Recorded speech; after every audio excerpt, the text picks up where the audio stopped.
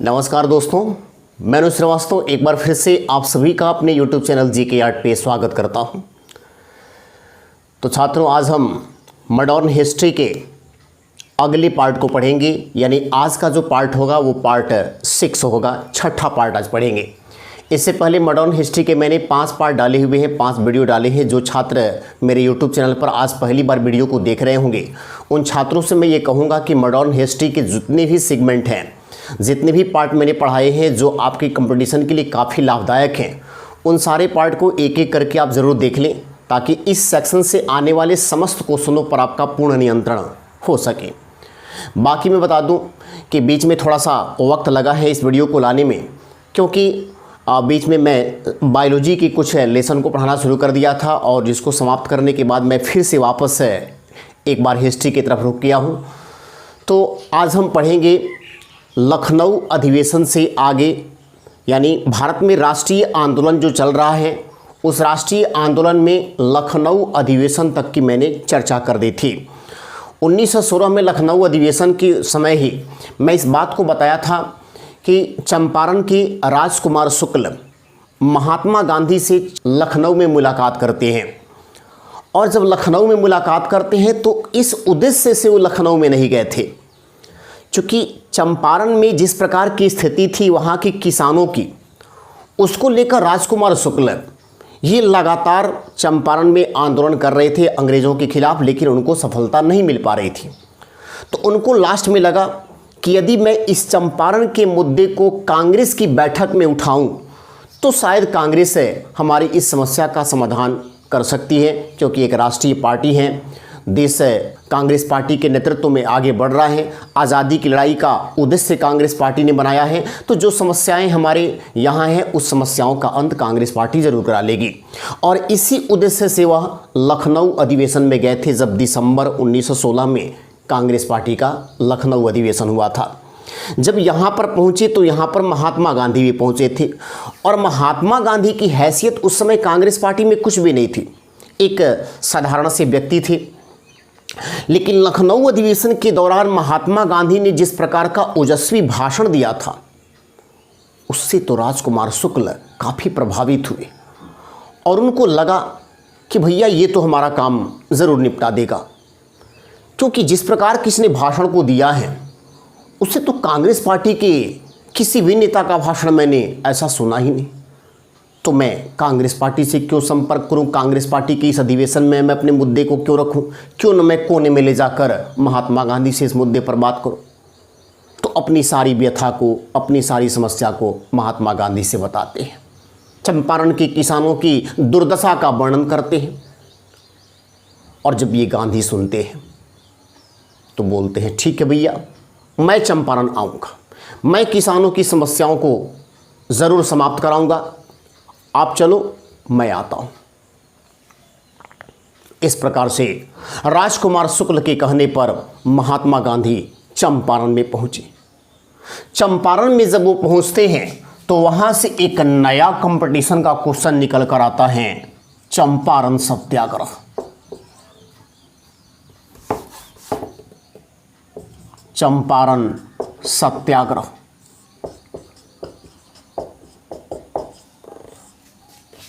ये 1917 में हुआ।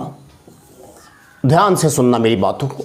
जब गांधी चंपारण में पहुंचते हैं तो वहां पहुंचने के बाद गांधी क्या देखते हैं, कांग्रेस पार्टी के बड़े बड़े नेता चंपारण में मौजूद हैं। वहीं पर कांग्रेस पार्टी के एक वरिष्ठ नेता राजेंद्र प्रसाद से भी महात्मा गांधी की मुलाकात होती है, और इस प्रकार से कुछ लोगों के समूह को बनाकर महात्मा गांधी चंपारण का भ्रमण करते हैं। जब चंपारण का भ्रमण करते हैं तो पहली बार अंग्रेजों के द्वारा भारत में ढाए जा रहे जुल्म को उन्होंने अपनी आंखों से देखा, और उन्होंने कहा कि राजकुमार शुक्ल ने जिस प्रकार की स्थिति का वर्णन लखनऊ में किया था, उससे तो ज्यादा भयानक स्थिति यहां पर है। उन्होंने भी राजकुमार शुक्ल से सीधे सीधे शब्दों में कह दिया कि भैया तू अब साइड हो, मैं देखता हूं इस चंपारण के किसानों की व्यथा को। और इस प्रकार से चंपारण सत्याग्रह के दौरान महात्मा गांधी चंपारण में सीधे सीधे बोलते हैं अंग्रेजों से कि मेरी बातों को सुन लो, अन्यथा मैं तो करूंगा यहां पर सत्याग्रह। अब ध्यान देना इन बातों को। सत्याग्रह करने की बात बोलते हैं गांधी। ये सत्याग्रह क्या है? अंग्रेजों ने मशीन गन के बारे में सुना था, तोप के बारे में सुना था, बंदूक के बारे में सुना था। ये सत्याग्रह नया सा शब्द कौन सा आ गया? चूंकि अंग्रेजों को भी हिंदी तो उतनी आती नहीं थी, टूटी फूटी हिंदी थोड़ा बहुत वो जानते थे, और वो जानते थे क्या? सत्यानाश। सत्यानाश। गांधी तो सत्यानाश की बात करता है। ये गांधी ये कौन सा आइटम लेकर आया है इंडिया में? ये बंदा तो विदेश भ्रमण किया है, जगह जगह देशों की भ्रमण किया है, पढ़ा लिखा भी है। लगता है ये हम लोग को पूरी तरह से भारत से ख़त्म करने का प्लान कोई बनाया है। ये नया सा शब्द दिखने को मिल रहा है, सत्याग्रह। तो अंग्रेज भी महात्मा गांधी के सत्याग्रह से काफ़ी भयभीत हो जाते हैं। इस तरह से अगर कहें कि महात्मा गांधी जी के द्वारा पहली बार भारत की धरती पर कहीं सत्याग्रह शब्द का प्रयोग किया गया, सत्याग्रह की शुरुआत की गई, तो वो जगह था चंपारण। ये बिल्कुल याद रखेंगे क्वेश्चन। भारत में सत्याग्रह का पहला प्रयोग, भारत में ये पहला प्रयोग सत्याग्रह का गांधी कहां करता है? चंपारण में। अब इस सत्याग्रह के चलते क्या होता है? अंग्रेज डरते हैं, और अंग्रेज डर करके एक कमेटी बनाते हैं, एक जांच आयोग बनाते हैं, और उस जांच आयोग में मुख्य भूमिका निभाते हैं sir Frank sly. Sir Frank sly, इनके नेतृत्व में जांच आयोग बैठा जाता है, और इस जांच आयोग में महात्मा गांधी भी शामिल होते हैं। जांच आयोग की जब रिपोर्ट आती है तो उसमें साफ कहा जाता है कि चंपारण में किसानों की जो दुर्दशा है उसके लिए पूरी तरह से जिम्मेवार अंग्रेज हैं। भैया तुरंत यहां पर जो भी स्थिति है उसको समाप्त की जाए, नहीं तो बहुत बड़ा अंग्रेजों के सामने समस्या खड़ी हो सकती है। इस प्रकार से महात्मा गांधी जी के द्वारा चंपारण सत्याग्रह किया गया, और चंपारण सत्याग्रह के प्रयोग के दौरान ही उनको चंपारण में सफलता मिल जाती है। और हम ये कह सकते हैं कि जो भी व्यवस्थाएं चंपारण में थी उन सारी व्यवस्थाओं को अंग्रेजों के द्वारा खत्म करने का आदेश दिया जाता है, और जैसे ही खत्म करने का आदेश दिया जाता है महात्मा गांधी को तो यहाँ सफलता मिल जाती है। इस तरह से क्वेश्चन क्या पूछता है कि भारत में पहली बार गांधी जी को राजनीतिक सफलता कहाँ से मिली थी?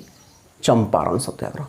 ये पहली राजनीतिक सफलता, पहली राजनीतिक सफलता महात्मा गांधी को कहां मिली थी? तो हम कहेंगे चंपारण में। और अगर ये भी भैया क्वेश्चन पूछ ले कि भारत में सबसे पहले महात्मा गांधी जी ने राजनीतिक जीवन की शुरुआत कहां की थी, तो राजनीतिक जीवन की शुरुआत सबसे पहले कहां से करते हैं? चंपारण से। यहीं से इनके राजनीतिक जीवन की भी शुरुआत होती है। राजनीतिक जीवन की शुरुआत, और राजनीतिक जीवन की शुरुआत जहां से करते हैं उससे पहले ही राजनीतिक जीवन में उनको सफलता मिल जाती। अब जरा सुनना, ये चंपारण में हुआ क्या था जिसको लेकर इस प्रकार की समस्याएं आ गई थी? तो हम आपको बता दें कि चंपारण में किसान अंग्रेजों के खिलाफ आंदोलन कर रहे थे, और ये आंदोलन किस लिए कर रहे थे? क्योंकि किसानों को यहाँ पर दो तरह की व्यवस्थाओं को करने के लिए मजबूर किया गया था, और दो प्रकार की व्यवस्था जिसके लिए किसानों को मजबूर किया गया वो चीज़ें क्या थी? तो एक था तकावी ऋण, तकावी ऋण, और दूसरा था नील की खेती, नील की खेती।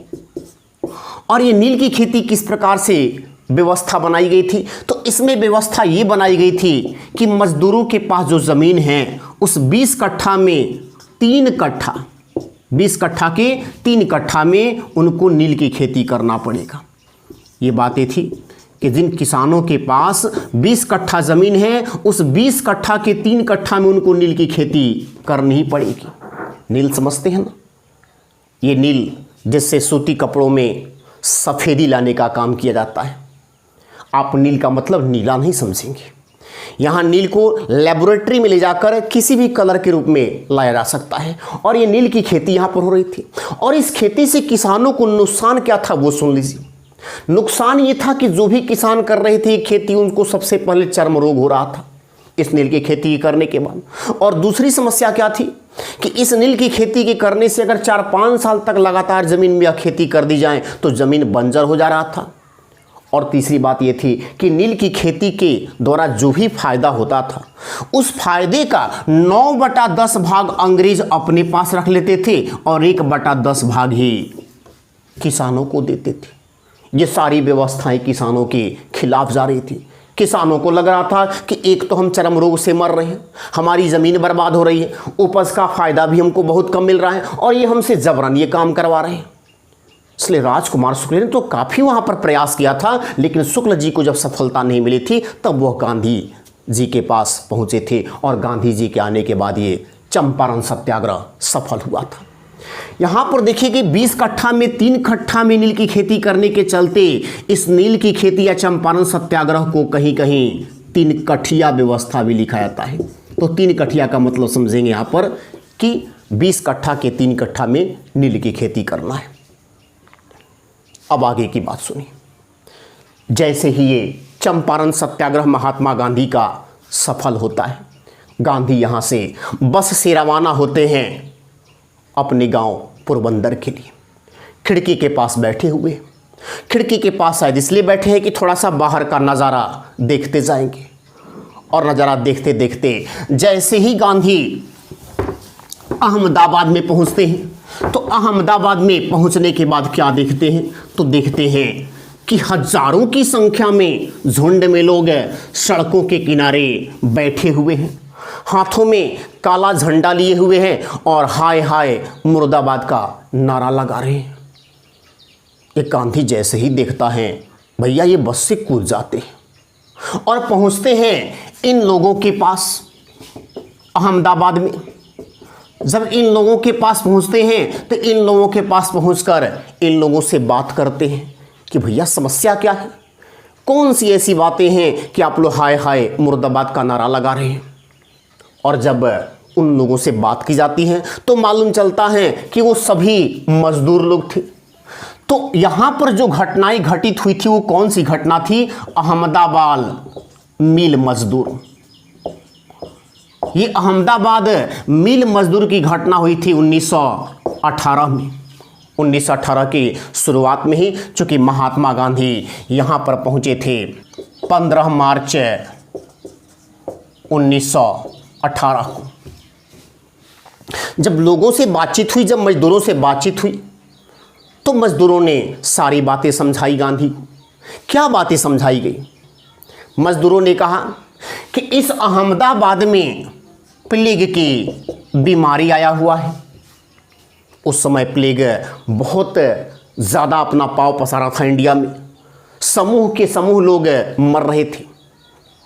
तो आप अहमदाबाद के बारे में इस बात को अच्छी तरह जानते हैं कि अहमदाबाद को आज भी भारत का मैनचेस्टर कहा जाता है, क्योंकि भारत में यह सूती वस्त्र उद्योग के लिए बहुत ही प्रसिद्ध है। और इन सूती वस्त्र उद्योग में जो भी मजदूर काम कर रहे थे, उस मजदूरों को मिल मालिकों के द्वारा प्लेग की बीमारी के चलते छुट्टी दे दिया गया था कि भैया तुम सब अपने अपने घर चले जाओ, क्योंकि इस महामारी में कौन मरेगा इसकी कोई गारंटी नहीं है। तो ये मजदूर सब बेचारे अपने अपने घर को चले गए थे। और जब प्लेग समाप्त हुआ था अहमदाबाद में, तब वो मजदूर वापस फिर से अहमदाबाद पहुँचे। और वापस पहुँचने के बाद एक ही बात की मांग कर रहे हैं कि भैया मैंने तो जैसे तैसे अपना गुजर बसर किया, घर पे लोगों से कर्ज वगैरह लेकर अपनी ज़िंदगी को चलाया है, लेकिन अब मुझे पैसे की आवश्यकता है। तो एक बात स्पष्ट रूप से आप जान लीजिएगा, अगर किसी कंपनी में मजदूर स्वयं से हड़ताल करते हैं, स्वयं से अवकाश पर रहते हैं, तब तो उनका कोई अधिकार ही नहीं बनता है कि उनको वेतन वगैरह कुछ मिले। लेकिन यहाँ पर तो कंपनी मालिकों ने, मिल मालिकों ने मजदूरों को अवकाश दिया था कि आप घर पे जाओ, जब प्लेग समाप्त होगा तो वापस आपको बुलाया जाएगा। और बिल्कुल वैसा ही हुआ। जब प्लेग समाप्त हुआ, मजदूर वापस आए तो उन्होंने कहा कि भैया आप लोगों ने मुझे अवकाश दिया था, अब हम वापस आ गए हैं, तो मुझे अवकाश के दिनों का चाहिए वेतन, और वेतन के साथ चाहिए अपनी स्थिति को सुधारने के लिए 50% बोनस। लेकिन मिल मालिक इस बात को मानने को तैयार नहीं थे। उन्होंने कहा कि रे भैया, हमने तो अपनी बात को माना ना, तुम सब घर गए, तुम वापस आए तो मैंने तो रख लिया ना कंपनी में, अब ये बोनस की बात क्यों करते हो भाई? हमें भी तो नुकसान हुआ है कंपनी में, हमारा भी तो काम धंधा नहीं चला है। मजदूर मानने को तैयार नहीं थे और इसी बात को लेकर अहमदाबाद में सड़कों के किनारे हाय हाय मुर्दाबाद का नारा लग रहा था इन मिल मालिकों के खिलाफ। महात्मा गांधी को जैसे ही सारी स्थिति का पता चलता है, गांधी बोलते हैं कि बस तू साइड हट, मैं देखता हूं। और जैसे ही वहां पर गांधी पहुंचकर खुलेआम रूप से यह घोषणा करते हैं कि यदि हमारी बातों को नहीं सुनी गई मिल मालिकों, तो मैं यहां पे करूंगा भूख हड़ताल। तो याद रखेंगे, महात्मा गांधी पहली बार भूख हड़ताल पर बैठे थे। कहां पर? अहमदाबाद में मिल मजदूरों के समर्थन में। यहां भूख हड़ताल पर बैठते हैं गांधी जी। पहली बार भूख हड़ताल यहीं पर किए थे अहमदाबाद में मिल मजदूरों के समर्थन में, लेकिन कोई सुनवाई करने को तैयार नहीं थे मिल मालिक। तब उन्होंने कहा कि आप मेरी बातों को सुनेंगे या मैं करूं सत्याग्रह। अब देखिए, यहां पे सत्याग्रह को फिर लेकर महात्मा गांधी आते हैं। इससे तो मिल मालिक फिर से डरते हैं कि अरे भाई, ये तो चंपारण में इसी शस्त्र का प्रयोग किया था और उसको सफलता मिली थी। मिल मालिक तुरंत कहते हैं कि ठीक है भैया, हम कुछ व्यवस्था करते हैं, आप सत्याग्रह मत करो। इस तरह से मिल मालिक महात्मा गांधी जी के साथ एक समझौता करते हैं और समझौते के तहत यह कहते हैं कि मजदूरों को हम 20% बोनस देने को तैयार हैं। वेतन उनको हाफ दिया जाएगा, आधा वेतन मिलेगा और 20% उनको बोनस मिलेगा। मजदूर जब इन बातों को सुनते हैं, मजदूर कहते हैं कि ना ना, हमें वेतन तो पूरा चाहिए, 50% बोनस भी चाहिए, इससे कम पर तो कोई समझौता हम करेंगे ही नहीं। फिर महात्मा गांधी के साथ एक बार फिर से मिल मालिकों की बैठक होती है और मिल मालिकों की जब बैठक होती है तो इस बार मिल मालिक पूरा वेतन देने को तैयार होते हैं और प्लस 35% बोनस देने के लिए भी तैयार हो जाते हैं। यहां पर ध्यान रखिएगा, मजदूरों ने कितना परसेंट बोनस की मांग की थी?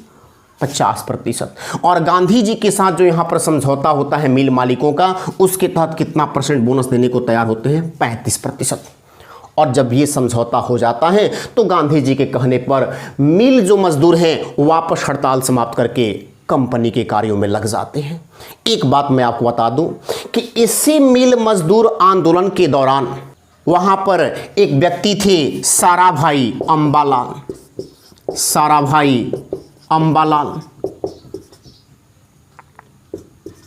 और उनकी बहन थी अनसुईया बेग।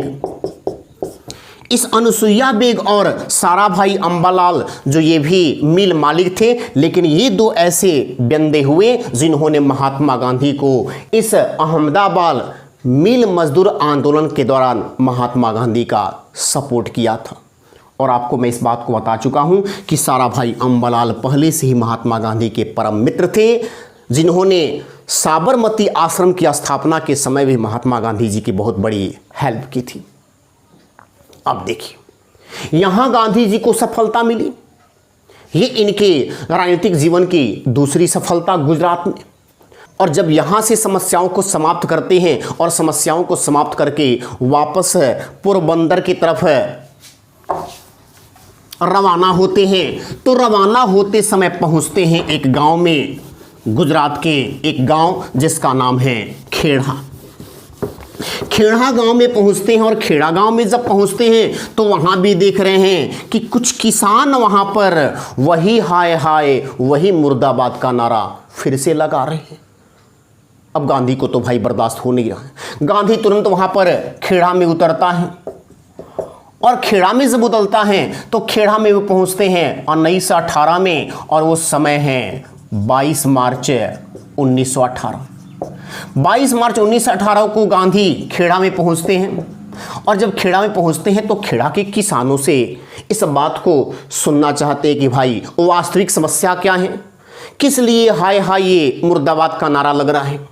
तो ये हाय हाय और मुर्दाबाद का नारा जो खेड़ा में लग रहा था वो मिल मालिक वगैरह के खिलाफ नहीं था, यह अंग्रेजों के खिलाफ था। किस बात को लेकर भैया? तो बात क्या थी, ध्यान से सुनना। इस खेड़ा में, या हम कहेंगे कि आज तो खेड़ा खैर गुजरात का जिला है, लेकिन उस समय एक गांव के तौर पर विकसित था, और गांव में, इस खेड़ा गांव में किसानों के सामने क्या समस्याएं आ गई थी। तो उस समय बहुत जबरदस्त एक बीमारी चला हुआ था, प्लेग। ये तो मैं अभी इसके पहले चर्चा किया कि 1918 में प्लेग आया हुआ था। तो प्लेग फैला हुआ था, और दूसरी समस्या वहां पर क्या हो गई थी कि वहां पड़ गया था अकाल। अकाल पड़ने के चलते समस्त फसलें किसानों की नष्ट हो गई थी। अंग्रेज कह रहे थे कि भैया मैंने तो आपको खेत दिया, आपने उसमें खेती किया, अब बारिश नहीं हुई, अकाल पड़े, सूखा पड़े, इससे मुझे क्या मतलब? मुझे तो मेरा लगान चाहिए, चाहे जैसी भी तुम लगान दो। किसान कह रहे थे कि जब उपज ही नहीं हुई तो लगान हम कहाँ से दें, इस बार तो कम से कम लगान माफ़ कर दो। और अंग्रेज इस बात को मानने को तैयार नहीं थे। गांधी जब इन बातों को सुनता है तो गांधी कहता है कि आप साइड हटो, मैं देखता हूँ इस आंदोलन को। लेकिन मैं एक और बात बता दूं कि खेड़ा आंदोलन जो हुआ था उसमें गांधी जी से पहले वहाँ के किसानों ने वहीं के एक और बंदे, बहुत बड़े व्यक्ति जिनका नाम था सरदार वल्लभ भाई पटेल, इस सरदार वल्लभ भाई पटेल के नेतृत्व में ही आंदोलन शुरू किया गया था पहली बार खेड़ा में। लेकिन पटेल के इस आंदोलन में शामिल होने के बावजूद भी आंदोलन को सफलता नहीं मिल रही थी। हालांकि सरदार वल्लभ भाई पटेल ने इस खेड़ा आंदोलन का नाम चेंज करके कर दिया था कर नहीं आंदोलन। कर नहीं आंदोलन अर्थात कोई टैक्स नहीं देना है, नो टैक्स का नारा यहीं पर दिए थे वल्लभ भाई पटेल। बट इनके यहाँ पर रहने के बावजूद भी इस आंदोलन पर कोई सफलता जब नहीं मिल पा रही थी, तब यहाँ के किसान को जब गांधी जैसा प्रभावशाली व्यक्ति मिला, तो गांधी जी के प्रभाव में आने के बाद यहाँ पर देखिए क्या स्थिति उत्पन्न होती है। गांधी जी यहाँ पहुँचकर कहते हैं कि रे भैया, समस्याओं को सुनोगे या मैं करूँ यहाँ पर सत्याग्रह? अब देखिए, ये वही सत्याग्रह जिससे अंग्रेज एक बार भयभीत हो गए थे। अब जैसे ही गांधी जी यहाँ पर कहते हैं तो तुरंत अंग्रेज कहते हैं कि नहीं नहीं, मुझे किसी भी प्रकार के लगान की ज़रूरत नहीं है, आप ये आंदोलन मत करो, मुझे नहीं चाहिए लगान। और मैं आदेश देता हूँ कि जो सक्षम किसान होंगे, जो लगान देने में सक्षम होंगे, वही लगान देंगे, जो सक्षम नहीं होंगे उनसे लगान नहीं लिया जाएगा। इस तरह से ध्यान देना मेरी बातों को। गांधी जी को अपने राजनीतिक जीवन की पहली सफलता कहाँ मिलती है? चंपारण में। चंपारण के बाद उनको दूसरी सफलता मिलती है गुजरात में, और गुजरात में कहाँ? अहमदाबाद मिल मजदूर। अहमदाबाद मिल मजदूर।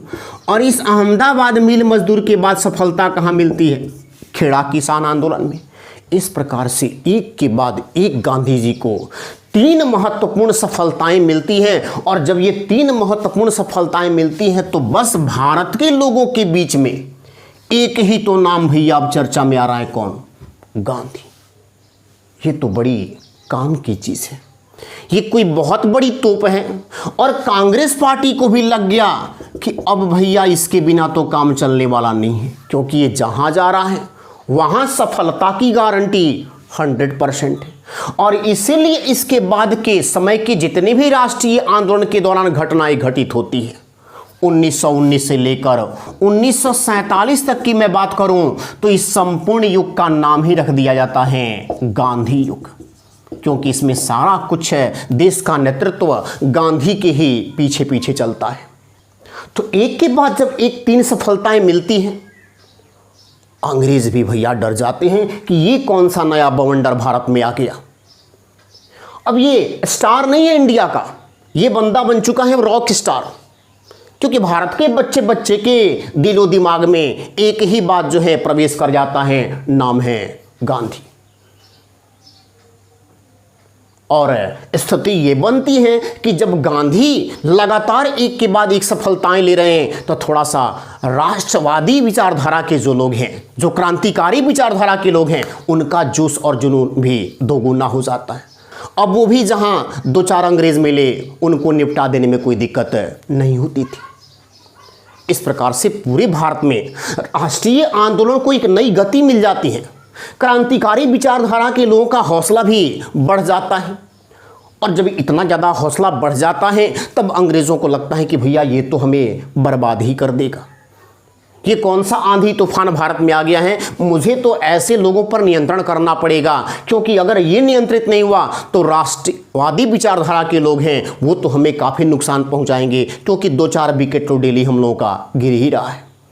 इस तरह से केंद्रीय असेंबली में 17 मार्च 1919 को बैठक हो रही है।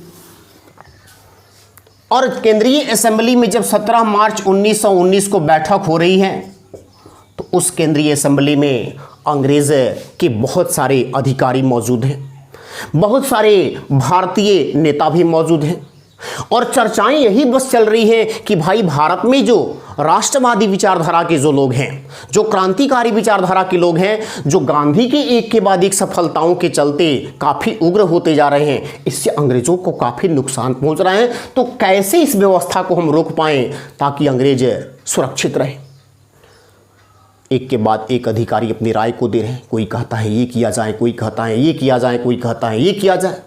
उन्हीं के बीच में एक बैठा हुआ था बंदा, नाम था सिडनी रॉलेट। सिडनी रॉलेट ये था न्यायाधीश। ये बंदा पेशे से क्या था? न्यायाधीश था। अब इसको तो कानून की परख होगी, सबसे राय ली जाती है, सबसे राय ली जाती है। लास्ट में सिडनी रॉलेट से भी कहता है कि भैया तुम भी कुछ बोलोगे, क्या किया जाए इस क्रांतिकारियों के तूफानी आक्रमण से बचने के लिए। सिडनी रॉलेट कहता है कि मेरे मन में तो बस एक ही आइडिया आ रहा है। क्या आइडिया आ रहा है? कि भैया भारत में लाया जाए रॉलेट एक्ट। अब देखिए ये नाम समझ गए ना, सिडनी रॉलेट, एक ही सी की उपज बनता है ये रॉलेट एक्ट। और ये भारत में इसको लाने का विचार देता है सिडनी रॉलेट। और इस ऐसे ही विचार देता है, केंद्रीय असेंबली में गर्मा गर्म बहस शुरू हो जाती है। अंग्रेज अधिकारियों के हर बात का विरोध करना यहां शुरू करते हैं भारतीय लोग। लेकिन अंग्रेज मानने वाले कहां थे? 19 मार्च 1919 को इस रॉलेट एक्ट को भारतीयों के भारी विरोध के बावजूद भी केंद्रीय असेंबली में पास कर दिया जाता है। और जैसे ही ये पास होता है, पूरे भारत में रॉलेट एक्ट के खिलाफ भारतीय अभियान चलाते हैं। क्यों अभियान चला रही थी? कौन सी बातें ऐसी हो गई थी रॉलेट एक्ट में जिसको भारतीय पसंद नहीं कर रहे थे? तो सुनना मेरी बातों को ध्यान से। इसमें कौन सी बातें थी? तो इसमें थी ना कोई अपील, ना कोई दलील, ना कोई दलील, ना कोई वकील। ये तो बड़ा खतरनाक कानून अंग्रेज लेकर आए भारत में। ये ऐसा कानून है जिसमें आप अपील नहीं कर सकते हैं, ना कोई तर्क दे सकते हैं, ना कोई बहस कर सकते हैं, और ना ही अपने बचाव में किसी वकील को रख सकते हैं। अर्थात अगर आपकी गिरफ्तारी हो जाती है तो गिरफ्तारी होने के बाद सीधे आपको कहाँ जाना पड़ेगा? जेल। और गिरफ्तारी ही कैसे होगी? तो गिरफ्तारी आपकी होगी शंका के आधार पर, शंका के आधार पर गिरफ्तारी। अब ये देखिए भैया कितना खतरनाक कानून। केवल शक हो जाए कि आप अपने कार्यों को अंग्रेजों के खिलाफ कर रहे हैं कि नहीं कर रहे, कोई मतलब नहीं है। मुझे शक है, अंदर चलो रे भैया, क्योंकि तुमसे हमें हो सकता है खतरा। और इस प्रकार से काफ़ी विकट परिस्थिति यहाँ पर उत्पन्न हो गई। क्या उत्पन्न हो गई कि इस कानून के आने के बाद अंग्रेज जिसको चाहते उस पर शक का आरोप लगाकर उन्हें सीधे गिरफ्तार करते और गिरफ्तार करके जेल के अंदर डाल देते। भैया इसी में तुम पड़े रहो, यहीं पर हंगामा करते रहो। और एक एक करके वैसे लोग ही गिरफ्तार हो रहे थे जिनसे अंग्रेजों को ज़्यादा राष्ट्रीयता को लेकर खतरा हो सकता था। इसमें तो कुछ ऐसे भी लोगों को गिरफ्तार करना शुरू कर दिया गया जिनको कहीं भी हिंसा से कोई वास्ता ही नहीं था, जो सत्य और हिंसा के मार्ग पर चलते थे, महात्मा गांधी के रास्तों पर चलते थे, फिर भी उनसे डर था, उनको गिरफ्तार करके अंदर रखा गया। क्यों भैया? क्योंकि तुमसे हमें खतरा है, शक है तो रॉलेट एक्ट है, गिरफ्तार होकर अंदर चलो। इस प्रकार से एक एक करके भारतीयों को गिरफ्तार करना शुरू किया गया और भारतीयों ने इस कानून का नाम क्या रख दिया गया कि यह है भारत में अंग्रेजों का काला कानून। काला कानून। और जब इस काला कानून का उपयोग कर अंग्रेज कुछ निर्दोष लोगों को भी जेल में रखना शुरू कर दिए तो ये बात भारतीयों को अच्छा नहीं लगा और भारतीयों ने यह फैसला कर लिया कि इस रॉलेट एक्ट के खिलाफ हम कुछ न कुछ आगे चल के बहुत बड़ा कार्य करेंगे। अब ये क्या कार्य करेंगे इस बात को जानने के लिए मेरे अगले एपिसोड तक का इंतजार कीजिए। और छात्रों, मैं ये भी कहूँगा कि अगर इस टॉपिक को पढ़ाते समय किसी प्रकार की मेरी बातों से किसी को दुख पहुँचा हो तो उसके लिए मैं माफ़ी चाहता हूँ। भारत में अभिव्यक्ति की स्वतंत्रता है। नमस्कार।